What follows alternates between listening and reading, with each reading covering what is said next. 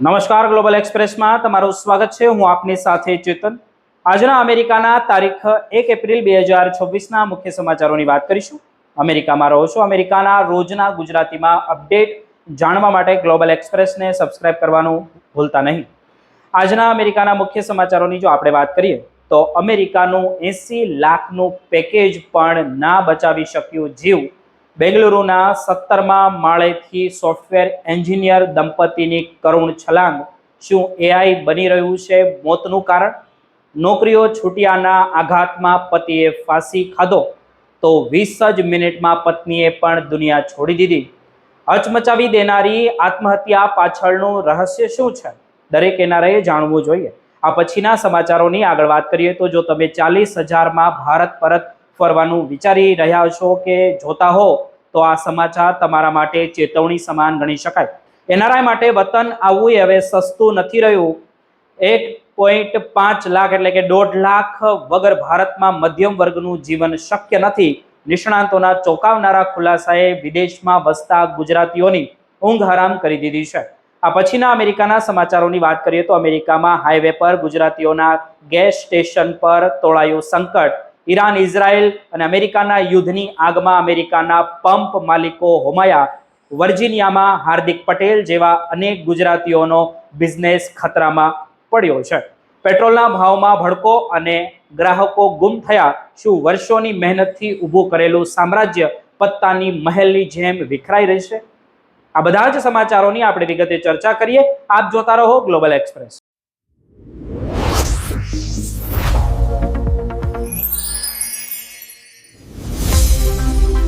એક સમય એવો હતો જ્યારે ભાનુચંદ્ર રેડ્ડી અને કુંતા અને શાજિયા સિરાજ અમેરિકામાં પોતાની સફળતાના શિખરો સર કરી રહ્યા હતા.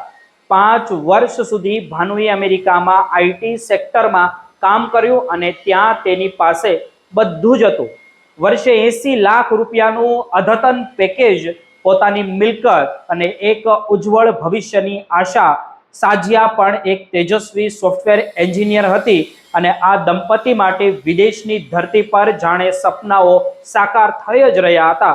પરંતુ વર્ષ 2024માં અને 25માં દુનિયાભરના આવેલા આર્ટિફિશિયલ ઇન્ટેલિજન્સની જે આંધીએ ભાનુના આ સપનાના મહેલને હચમચાવી દીધો અને એઆઈના કારણે થતી છટણીઓમાં ભાનુએ પોતાની હાઈ પ્રોફાઇલ નોકરી ગુમાવી અને કદાચ એ જ ક્ષણથી તેમના જીવનમાં અંધકારની શરૂઆત થઈ ગઈ હતી.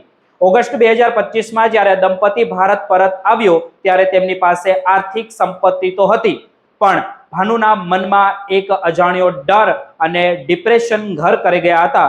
બેંગલુરુના હાઈ પ્રોફાઇલ ભારતીય સિટીમાં રહેવા આવ્યા છતાં ભાનુ પોતાને આઈટીની આ બદલતી દુનિયામાં એકલી અને લાચાર અનુભવી રહ્યો હતો.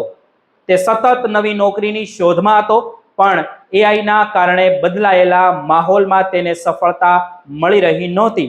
તેમની જે માનસિક હાલત એટલી બગડી હતી કે તે સારવાર લેવી પડી રહી હતી. બીજી તરફ સાજિયા, જે તેમની પત્ની, જે આઈબીએમના નોકરી કરતી હતી અને તે પોતાના પતિને આ માનસિક યુદ્ધમાંથી બહાર કાઢવા મથી રહી હતી. 31 માર્ચ 2026ની એક કમનસીબ સવાર જ્યારે સાજિયા ઘરે પરત ફરી ત્યારે તેણે કલ્પના પણ નહોતી કરી કે તેનો સંસાર થોડી જ ક્ષણોમાં ઉજ્જડ થઈ જવાનો છે. સવારે 7:30 વાગ્યે જ્યારે તેણે બેડરૂમનો દરવાજો ખોલ્યો ત્યારે ભાનુને લટકતી હાલતમાં જોઈને તેમનું હૃદય ચીરાઈ ગયું હતું. ભાનુએ પોતાની સુસાઇડ નોટમાં પોતાની બેરોજગારી અને ડિપ્રેશનનો ઉલ્લેખ કર્યો હતો, પણ આ આઘાત સાજિયા માટે અસહ્ય હતો.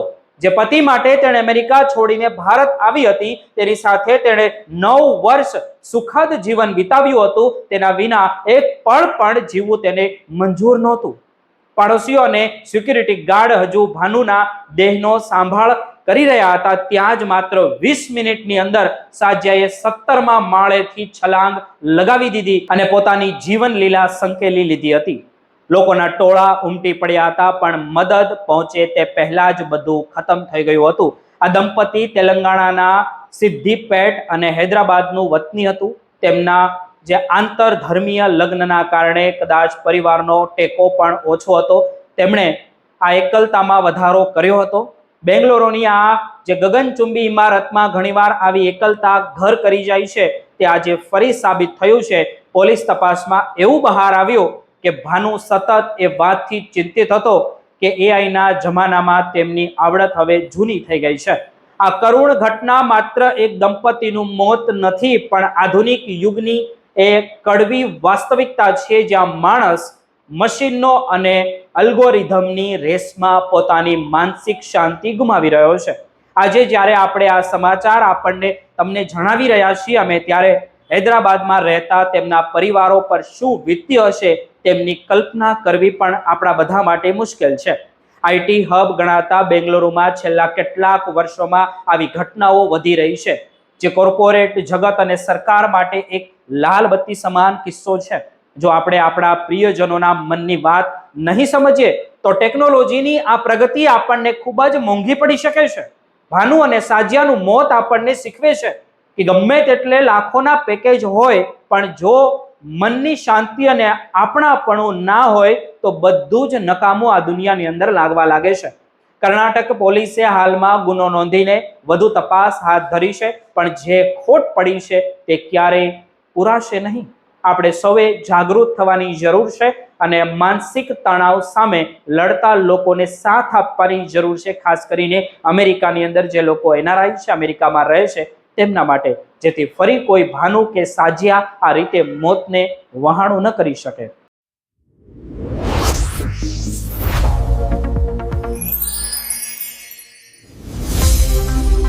આજે આપણે એક એવી વાસ્તવિકતા વિશે વાત કરવા જઈ રહ્યા છીએ જે હજારો એનઆરઆઈ પરિવારો માટે એકદમ ચિંતાનો વિષય બની છે, ખાસ કરીને અમેરિકામાં રહેતા લોકો માટે, એમાં પણ સિનિયર સિટીઝન માટે. કારણ કે વતન પરત ફરવાનું સપનું ઘણીવાર જૂની યાદો અને ગુલાબી ધારણાઓમાં લપેટાયેલું હોય છે. પરંતુ ભારતના આર્થિક કોરિડોર તરફથી એક કડક ચેતવણી સામે આવી છે, દરેક એનઆરઆઈએ જાણવી રહી. નિષ્ણાંતોનું એવું કહેવું છે કે વર્ષો સુધી અમેરિકામાં રહ્યા પછી ભારતમાં સ્થાયી થવાનું વિચારી રહેલા લોકો માટે દર મહિને 40,000 રૂપિયામાં આરામથી રહેવું એ હવે માત્ર એક કલ્પના છે. ભારતની અંદર જે રકમને ઘણા લોકો મધ્યમ વર્ગના જીવન માટે પર્યાપ્ત માનતા હતા, તે હવે શિક્ષણ, સ્વાસ્થ્ય અને બદલાતા જીવનશૈલીના કારણે વધીને 1.5 લાખ રૂપિયા કે તેથી વધુ થઈ ગઈ છે. તાજેતરમાં બિઝનેસ ટુડે દ્વારા જાણીતા ફાઇનાન્શિયલ પ્લાનર વિવેક સુલેગાઈના સલાહને હાઇલાઇટ કરવામાં આવી હતી, જેમાં તેમણે યુરોપમાં કામ કરતા એક 44 વર્ષીય વ્યવસાયિકનો કિસ્સો શેર કર્યો હતો. તે વ્યક્તિને એવું લાગતું હતું કે દર મહિને 40,000 રૂપિયા તેના પરિવાર માટે ભારતની અંદર પૂરતા હશે, કારણ કે તેની પાસે દાયકા જૂની યાદો અને સગા સંબંધીઓ પાસેથી મળેલી અધૂરી માહિતી હતી. પરંતુ જ્યારે વર્તમાન બજારની વાસ્તવિકતાઓને ધ્યાનમાં રાખીને હિસાબ કરવામાં આવ્યો, ત્યારે ખબર પડી કે તણાવ મુક્ત જીવન જીવવા માટે ઓછામાં ઓછા ભારતની અંદર 1.5 લાખ રૂપિયાથી વધારે જરૂર પડશે. આ ઘટસ્ફોટને કારણે તે વ્યક્તિએ પોતાનું રિટાયરમેન્ટ પ્લાનિંગ ફરીથી કરવું પડ્યું અને વિદેશમાં વધુ સમય રોકાવાની ફરજ પડી. ભારતની અર્થવ્યવસ્થા ઝડપી વધી રહી છે અને તેની સાથે મોંઘવારી પણ આસમાને પહોંચી ગઈ છે. ખાસ કરીને બાળકોના શિક્ષણની વાત કરીએ તો મેટ્રો શહેરમાં સારી ખાનગી શાળાઓમાં દર વર્ષે એક બાળકની ફી 1 થી 3 લાખ રૂપિયા સુધી હોય છે. એટલે કે 2 બાળકો હોય તો 6 લાખ રૂપિયા તમારા ખર્ચાઈ જશે, શિક્ષણમાં જ નીકળી જશે. તેવી રીતે સ્વાસ્થ્ય ક્ષેત્રમાં પણ મોંઘવારીનો દર 14% આસપાસ વધી ગયો છે. ગુણવત્તાયુક્ત હોસ્પિટલો અને વીમાના જે પ્રીમિયમ મધ્યમ વયના લોકો માટે મોટો ખર્ચ બની ગયા છે. ખાવા પીવાની વાત કરીએ તો સારા ફળ, શાકભાજી અને બહાર જમવાની આદતો હવે મોંઘી પડી રહી છે. મુંબઈ હોય, દિલ્હી હોય કે અમદાવાદ હોય કે પછી બેંગ્લોર જેવા શહેરોમાં તો ભાડા અને મકાનની જે જાળવણીનો ખર્ચ જ 30,000 થી 1 લાખ રૂપિયા સુધી પહોંચી શકે છે. સુરત અને પુણે જેવા શહેરોમાં પણ આધુનિક સુવિધાઓ અને આંતરરાષ્ટ્રીય શાળાઓ પાછળ ખર્ચ વધતો જાય છે. ડેટા મુજબ આપણે જોઈએ તો એકલા વ્યક્તિને પાયાની જરૂરિયાતો માટે લગભગ 28,000 રૂપિયા જોઈએ છે, જ્યારે 4 સભ્યોના પરિવાર માટે ભાડા વગર 1 લાખ રૂપિયાની જે આસપાસનો ખર્ચ તેમને થઈ જાય છે. ફાઇનાન્શિયલ એક્સપર્ટ કહે છે કે એનઆરઆઈ લોકો ઘણીવાર જૂની વાતોમાં આવી જાય છે, પરંતુ સતત વધતી મોંઘવારી અને જીવન ધોરણમાં આવેલા સુધારાને કારણે ખર્ચમાં મોટો ઉછાળો આવ્યો છે. મિલકતની જે જાળવણી, વાહનોનો ખર્ચ અને વિદેશમાં રહેલા સંબંધીઓની મુલાકાત જેવા છુપા ખર્ચાઓ પણ ગણતરીમાં લેવા ખૂબ જરૂરી છે. નિષ્ણાંતો એવી સલાહ આપે છે કે ભારત આવતા પહેલા લાઇફસ્ટાઇલ ઓડિટ કરવું અત્યંત જરૂરી છે અમેરિકામાં રહેતા એનઆરઆઈ માટે કે કોઈ પણ દેશમાં હોય. અત્યારે વર્તમાન કિંમતોના આધારે બજેટ બનાવવું જોઈએ અને ઓછામાં ઓછું 6 થી 8% મોંઘવારી દર ધ્યાનમાં રાખવો જોઈએ. જો તમે મેટ્રો શહેરમાં રહેવા માંગતા હોય તો મહિનાના 1 થી 2 લાખ રૂપિયાનું બફર રાખવું તે હિતાવહ છે અને વિદેશમાં રહીને યોગ્ય રોકાણ કરવું અને ભારતના હેલ્થ ઇન્સ્યોરન્સ વિકલ્પો તપાસવા જોઈએ. ભારત પરત ફરવાનો નિર્ણય ભાવાત્મક રીતે જોઈએ તો સારો ગણાય, કારણ કે અહીં મૂળિયા સાથે જોડાયાનો આનંદ પણ રહે છે, પરંતુ આ આનંદ ત્યાં સુધી ટકશે જ્યારે તમારે આર્થિક આયોજન મજબૂત તમારું હશે. ભારત તમારું સ્વાગત કરવા તૈયાર છે, પણ તમારે તમારી જરૂરિયાતોને સમજવી પડશે અને તમારે પણ તૈયાર રહેવું પડશે અને આંકડાઓની ગણતરી તમારે કરવી જ પડશે.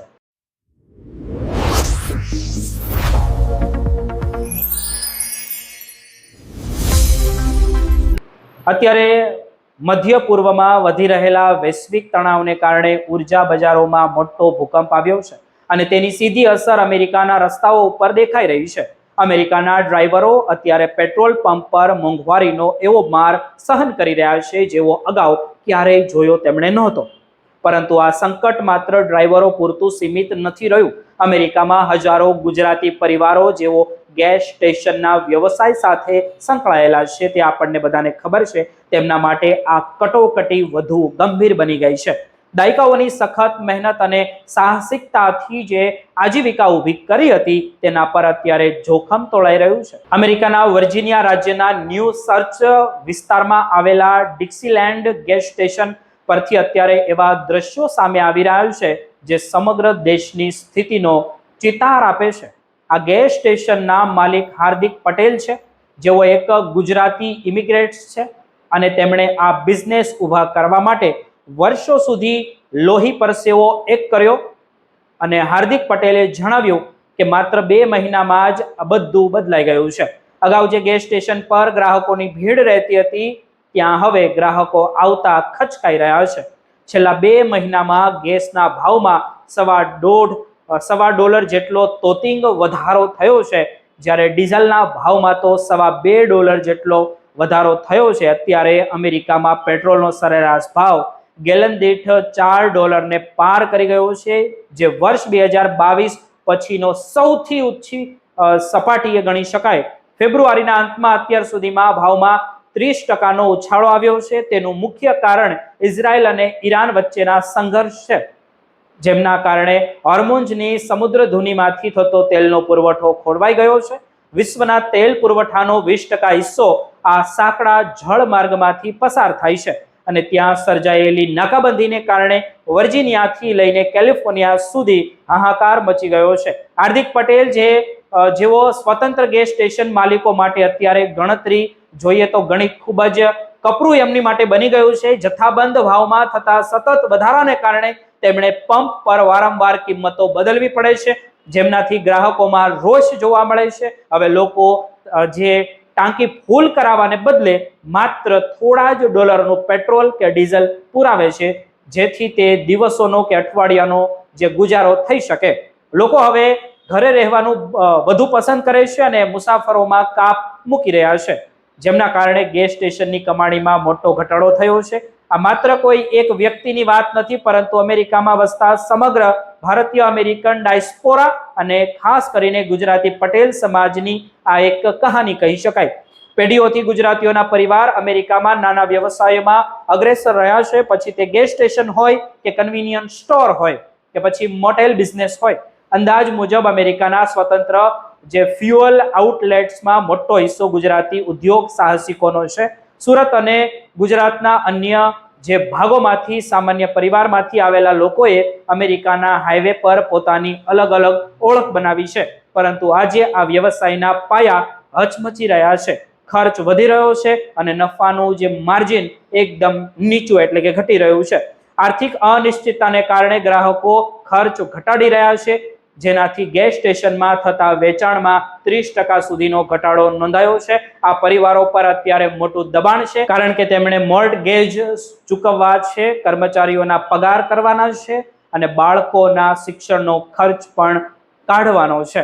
વર્જિનિયા જેવી સ્થિતિ જે મિડવેસ્ટ અને અન્ય રાજ્યોમાં પણ જોવા મળી રહી છે, જ્યાં ગેસ સ્ટેશનો પર પીક અવર્સ દરમિયાન પણ સન્નાટો હોય છે.